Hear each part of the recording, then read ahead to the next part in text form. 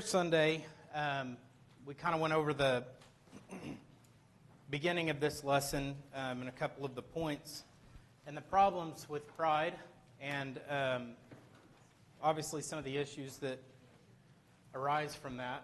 I went to the back right after class and waited for all the people to come and tell me how good the class was and it was the best they'd ever seen so that I could show my humility and, how much I appreciated it. But I had to start asking people what they thought of the class because I didn't have as many as I was hoping. So, but when it talks about these, the problems with pride, we went over a couple of them. Obviously pride brings destruction. We talked a little bit about how pride is deceptive. We didn't get into a whole lot of it. I know that we just have one class to get through the rest, so we'll see how it goes. But it talks about this, and there's three different questions in the back of your book, or in the back of this lesson, 3, 4, and 5. How does pride deceive us about ourselves? How does pride deceive us about others, and how does pride deceive us about God? So does somebody want to take, how does pride deceive us about ourselves? Yeah. Yeah, it presents me from seeing myself as I really am, and so over-exaggerates our good qualities while blinding us to our faults. Okay. How does pride deceive us about others? Anyone? We may think we're better than other people, and so we're doing okay. Okay. And then how does pride deceive us about God? We can do all things without Him. Okay. They all kind of, obviously go back to the same source of that we think that we are better than we are. Or we think more highly of ourselves than what we actually are. The next one that it talks about is pride being an avenue of temptation. It says there, because of its deceptive nature, pride is a perfect avenue through which Satan tempts us to sin. Temptation comes not through just the lust of the flesh and the eyes, but also by stroking our ego and telling us we need to better ourselves.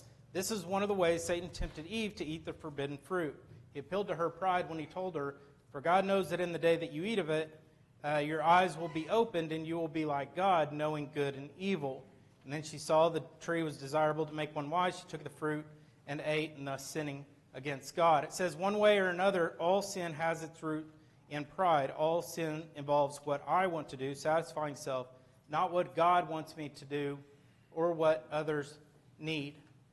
So we've talked about this before, and it's been said that temptation in and of itself is not a sin.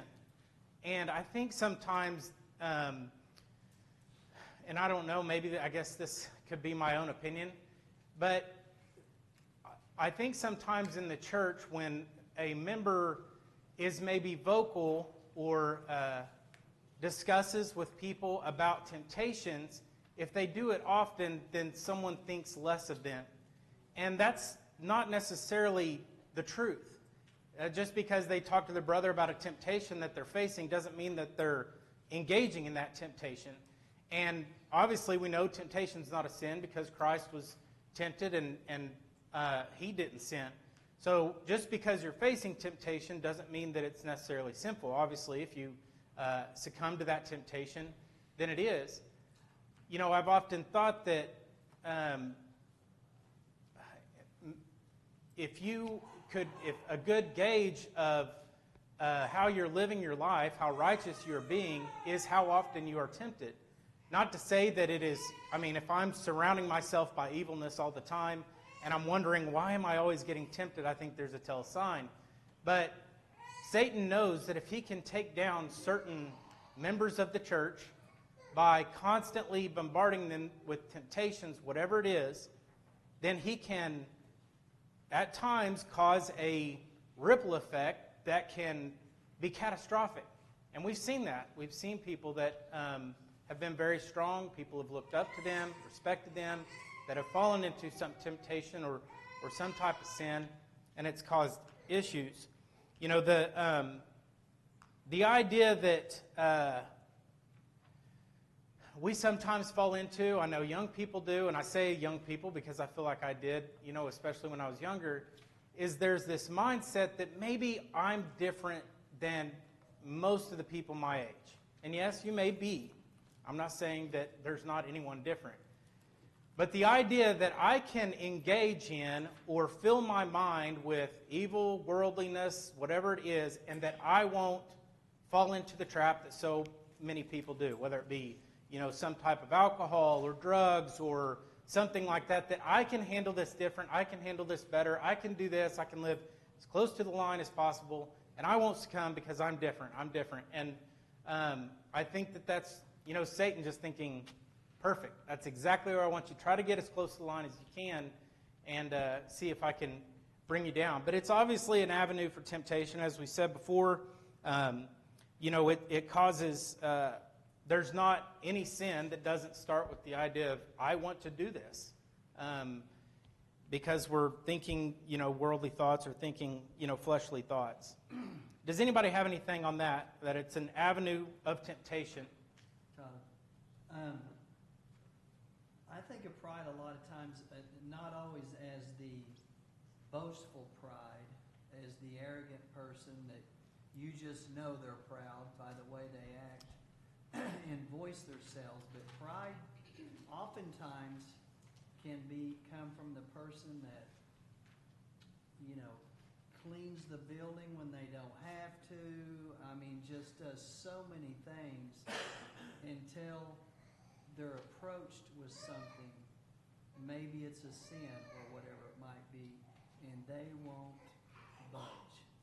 You know, that's that that deep-seated pride. And maybe they're not even that much of an arrogant person, but when it comes to something that really they should turn over to, they don't do it. Yeah. Boy, that's the stubborn pride, and you can't just pick out, you know, you're proud, you're not. Right. By the way people approach or I think present that, themselves. and I think that not always, but a talent that, you know, sometimes prideful people have is doing acts that are maybe acts of humility to be seen. So the act in and of itself is a good thing, but there's a part of them that kind of wants some type of recognition or credit. Now, you know, it's a good deed and that's good, but they'll have to answer, you know, to God, you know, for their attitude towards it. Did you have something, Aaron? Yeah, I mean, I have a lot of things, but you know, I just keep on going back to what Brother David said, you know, about elevated view of myself, and that really hurt and hit home. And then when you were talking about a person maybe coming to you and talking about their sins, and you made me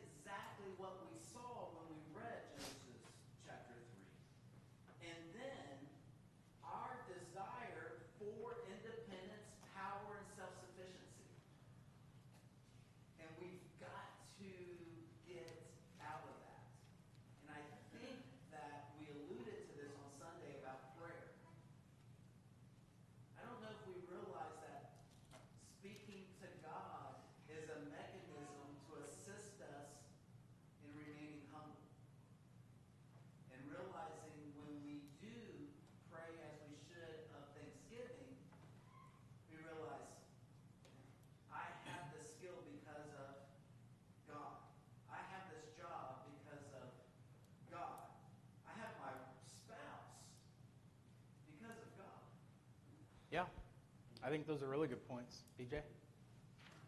When using this verse when he talks about Eve, or I even think about Saul and doing the sacrifice instead of waiting. You know, it's a lot of the time instead of referring to God's word. Well, God's word say this. Well, sometimes we'll say, well, I think this. Or well, I think God would like. Well, don't think. No. Because God lays out His word exactly as it should be. So if we're starting something with I think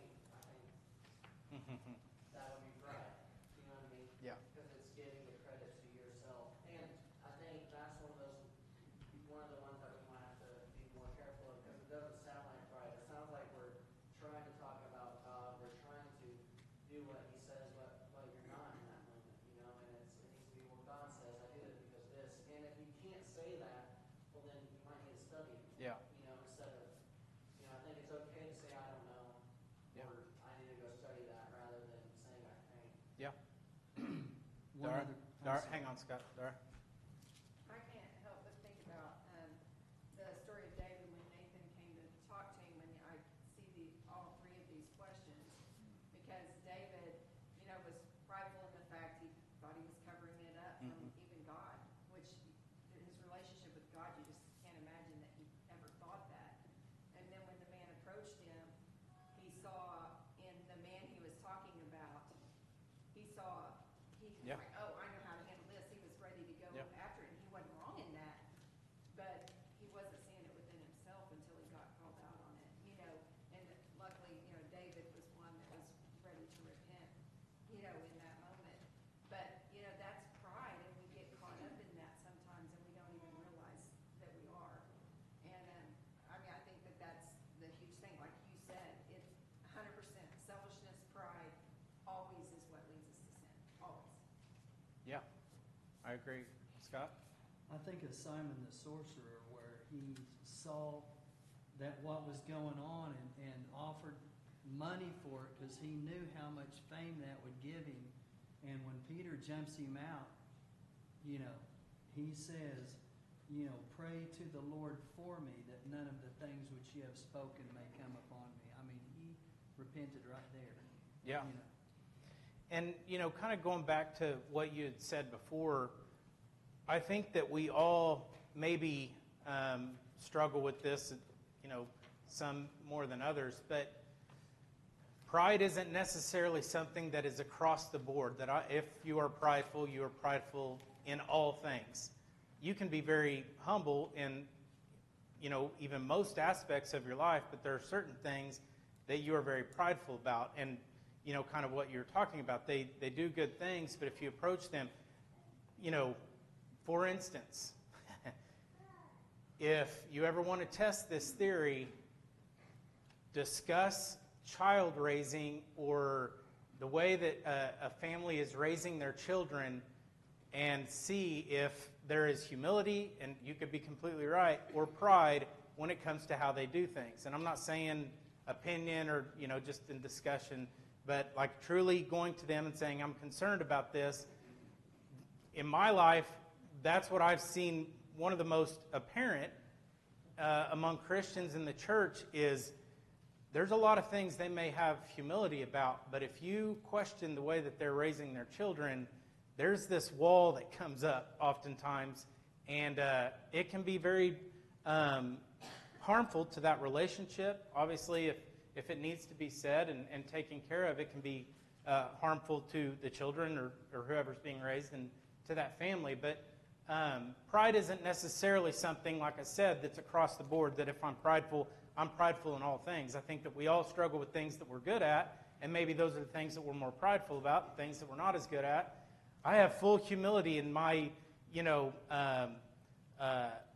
abilities or lack of abilities to play certain sports. But then if there's other things that I am good at, maybe it's a little bit more difficult. So I think that we all can maybe relate to that in one way or another in the way that the pride can affect us. So the fourth point is, it says pride is a sin. I don't think we need to go into the details, obviously, on that. We know that it is, and it lists these verses in Proverbs. Proverbs has a lot to say about pride, and how destructive it is. But the next section that it talks about is how to overcome pride. So we talked about on Sunday that the opposite of pride is humility. What does humility mean? If you have a definition, or maybe in your own words, if somebody was to ask you, what does it mean to have humility?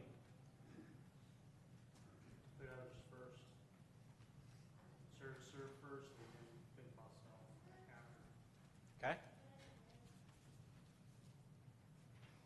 The definition is a modest or low view of one's importance. Not of themselves necessarily, but of their importance. In other words, I don't think of myself to be very,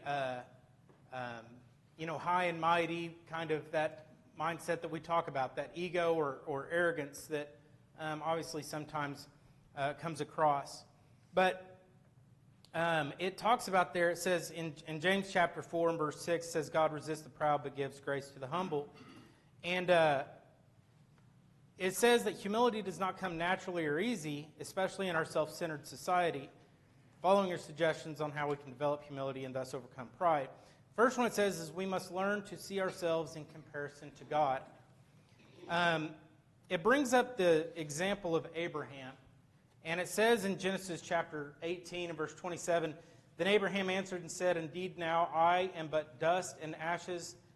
I who am but dust and ashes have taken it upon myself to speak to the Lord. Abraham, as we know, throughout the Old Testament and even through the New Testament, is regarded as, and rightly so, a great character of, the story of that God has given us, and who he was through his lineage and that type of thing, that he was the father, he was given these promises, and so Abraham had a lot to be prideful about. He had a lot that he could brag about as far as his life is concerned, but in comparison to God, he knew he was nothing. And I think that, maybe sometimes it's difficult for us to compare ourselves to God because we know how much farther above and beyond us that God is. I mean, it's not even close to a comparison. So we know we're not even close. I mean, if I say, how do you compare to God? Most people, even most people in the world, might say, I don't even compare. But if I said, well, how do you compare to your neighbor or your friend or your boss or, this guy you work with? And then you might say, well, I am a little better than him, or, I do have a little more than him. And that mindset that it goes back to, why do we compare ourselves to other people? And I think we all do that. Maybe some do it more than others, but it's, if you've been caught in that trap of trying to, keep up with the Joneses and always have, the best or nicest thing because you want to feel better about yourself, it's exhausting. You're never happy because you're constantly trying to, get more or have more. And, the idea that sometimes people can have that contentment will come as soon as I just get that one more thing. I just need that one more thing and then I'll be content. It will never happen. If you cannot be content with what you have, it's not going to happen with that one thing because, as we know, you get the one thing and then you want one more thing. And you may think it's a house or a boat or a job. If I get this, then I'll be happy. It won't happen. And it's a device of the devil to make us, think that this world's what it's all about. Do you think that let me ask it this way. I think that it's interesting that we talk about this, obviously, in the church, that pride is a sin and what it can cause you to do and how it can bring you down in life. But I've always found it interesting when there are principles that God has given us that whether or not they would ever admit it, even the world recognizes. Like this, pride and humility. There is something, even though we talk about in this world that we live in, it's all about, you need to love yourself, you need to build yourself up, you can do anything you want. There is a natural attraction that people have towards others who are humble and who have those actions of humility towards other people. They respect that. And it's often the people that they want to spend time with because they're not constantly talking about themselves or we all know one-uppers. If you don't know what that is, maybe that's a good thing. You've never talked about it. Or maybe you are a one-upper. I don't know. But when you tell a story and you're really excited about something and they're just waiting for you to finish so they can tell you a better one, and those aren't the people that you enjoy spending a lot of time with. And so even in the world, I think that there are actions of humility that people respect. They may not even know what it is, but they appreciate it. And it all goes back to the attitude that we should have as Christians of serving others. That's what Christ did. He came and he served. And if we have that mindset in whatever we do, whether it be our family, whether it be our job, we will have better relationships. I know it, and I say that because I've seen it in my own life. In the times that I was more serving and less thinking about myself, it made the relationship better. Because even if you have someone that kind of fights against that, or is that kind of one-upper mentality, they eventually kind of let that guard down. That's an insecurity that people have, and it develops a relationship sometimes. And I think that, obviously the serving attitude is what we're supposed to have. Nevin? Oh, Jeff. Sorry. I like your. I didn't know you were here. No, it's good. I like your sort of going over. I coined a phrase. I call it convert feeding. Ooh. When two people just are constantly trying to show how much better they are. You came up with that? That's pretty good. Convert feeding. It's the only thing. Yeah. I like this lesson. Humility is very important. But sometimes we take a carnal approach to trying to be a spiritual person. I think that humility really is a product of love and thanksgiving. And if we look at it in terms of a mind that's set upon the flesh versus a mind that's set upon spiritual things, Romans chapter 8 takes on a new meaning. If your mind is set upon the flesh, which is self, it's a prideful attitude. It's not just, I'm going to go out and sin. It's being focused on worldly things, trying to one-up somebody, trying to have something that someone else has, trying to look a certain way or present yourself in a certain fashion. Romans 8 says you cannot submit to God's law. If you have pride in you, you cannot be a Christian. But if you are spiritually minded, you're going to automatically find yourself loving other people because you're seeing them as a soul, not as a person that may have something you don't have or may not have something that you do have.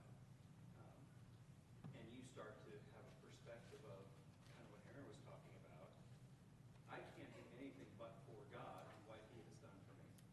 The abilities that I have, the things that I have, they're all from God. And they're supposed to be used for his glory. It's a really good point. I think that that proper love, or the proper love that we are to have, towards one another, will create the humility that we're, I guess, supposed to have or longing for. So I think that's a good point, Dara. Well, just like Aaron brought up, the lesson that Jeremiah did on Sunday was just a perfect example of that. You're looking to God for everything. And I don't think you can talk about pride and how we read it without talking about John 15, where it says, I'm the vine and you are the branches. When we realize that that branch does not survive off that vine, when you're cut off from that vine, when you see that necessity, that the humility that goes with seeing I'm nothing without God, and you have to be connected to Him, to be, you're not going to, there's no room for pride in that. Yeah. Because you need Him and you need His ways, and that is the answer for, life with God is knowing that you have to be part of that vine. Yeah, that's a good point. And side note, if anybody outside of my periphery is raising their hand, if anybody tells me that, I appreciate that, because I do not mean to, miss you guys. DJ and Jeff, y'all are known for, raising your hands and getting missed, and I always feel sorry for you. So if I miss you, just yell out my name or something. And we kind of went into this, and this point that Dara brought up is kind of goes into this next point of that we must realize our dependence upon God. And I think there are moments in our life in which we see, in which we are brought down and we see our dependence on God, and then we kind of get out of that rut or whatever it is, and we get busy with our lives and we forget about it. But we're obviously dependent on Him for everything, and everything that we have in this life is from God. The third point it talks about is that we must pursue humility, and I think that one of the things that is written here that is a really good point is it says things can humble us and make us feel small or insignificant, but this feeling is not humility. In other words, there may be things in your life that happen to you that kind of shake you to your core and cause you to realize where you are in life, but that doesn't necessarily mean that you have humility. If I lose my job and I'm stressed out about it, it may humble me because I thought that I was really good at it, and I thought that I was irreplaceable. I know everybody else wasn't, but I was irreplaceable. I can't believe that this happened. That may be an act that humbles me, but my attitude towards it is not humility. So just being humbled doesn't necessarily mean that you have humility. Our attitude of humility is something that is kind of constant through our life.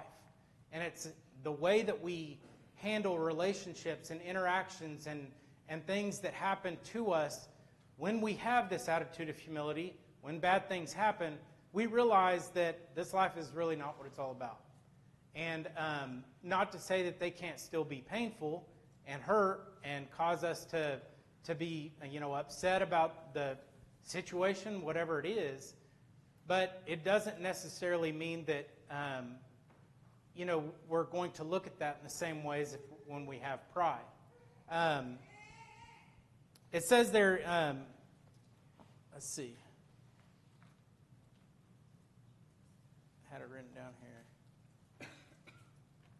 Yeah, in verse 6 of 1 Peter 5, it says, "Therefore humble yourselves under the mighty hand of God, that He may exalt you in due time." It doesn't come naturally. I think that maybe it's easier for some than others, but humility is something that you have to practice and learn to kind of to do throughout your life. Does anybody have anything on that or anything? Yeah.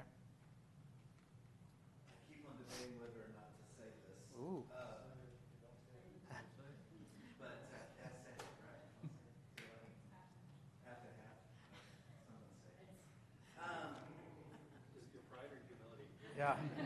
That's both. I'm nervous. So, a lot of this is about the heart. And as I talked about earlier about the receiver, is how do we receive the messaging that different people are giving to us about our own lives? And so let me explain. I had some great people, great Christians that have given me some great advice.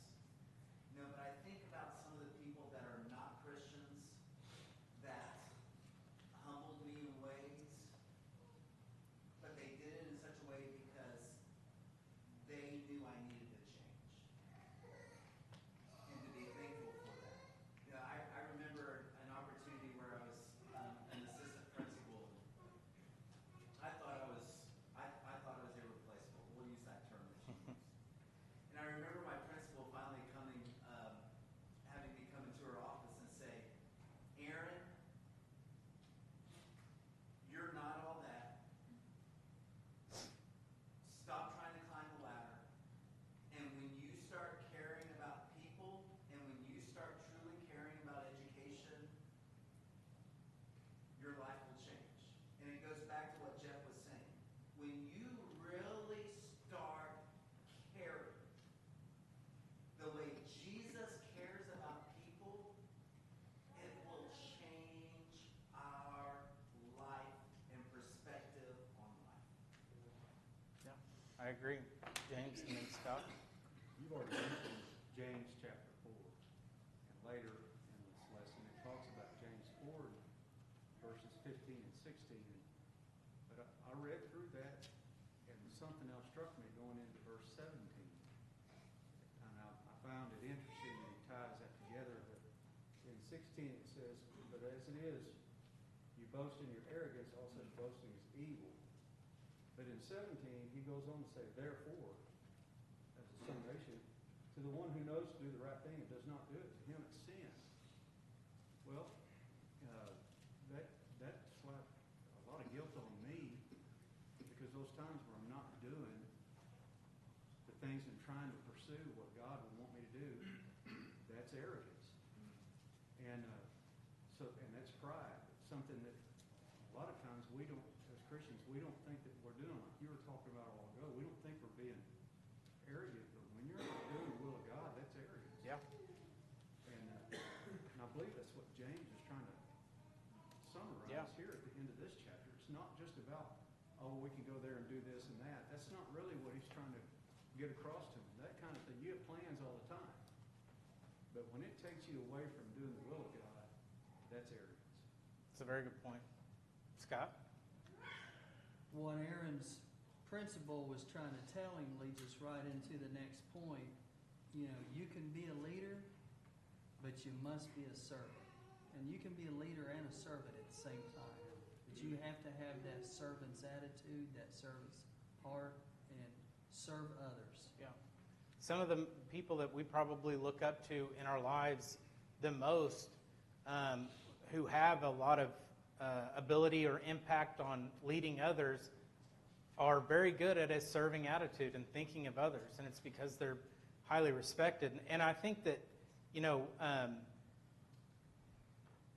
we can sometimes, when someone tells us something that, you know, maybe humble us or tell us the honest truth when we don't want to hear it, I think that there's and it's sourced out of pride and selfishness, but there's a tendency that we often look at who the source is that's telling us that, then gauge what the message is before we listen to it, instead of saying, what they're telling me may be true, but I'm not going to take it from that person. Someone else told me, I may take it a little better, but this person, they have no right to tell me this. And it doesn't change what is being said. If someone tells you, you need to check yourself because the way that you're acting is completely inappropriate and wrong and whatever, we might think, well, I mean, this is coming from somebody in the world. Who do they think they are? They don't know anything about me. Well, it may be true. So we can't judge, or decide whether or not we're going to listen to truth being taught to us or, about us by judging the source of that information. Yeah, Chris. Just to kind of add on to the conversation we had about our interaction with others and what we do and don't do for others, one thing I've always tried to bring myself back with is two things. Is they were made in the image of God, and Jesus died for them. And that should level the playing field clear as day. It puts everybody at the same level, and with that we should be going out of our way to do just as much as if not everything to help others, because if Jesus died for them, they haven't really come to that full fruition yet. We got bridge that gap. Yeah, and when things happen to us or things are told to us, there's kind of one of two ways that could go. You either become very bitter towards that person or towards what they've told you, and you're upset about it, or you're grateful for it. And sometimes bitterness may happen initially, and then you think about it and you realize they're doing this because they love me. But and that goes into this next point. We must allow life's trials to humble us.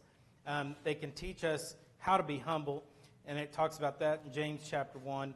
It says it all has to do with how we choose to respond to these trials. Trials can help us see our need for God, or they can drive us away from God. So that was first, right? Okay.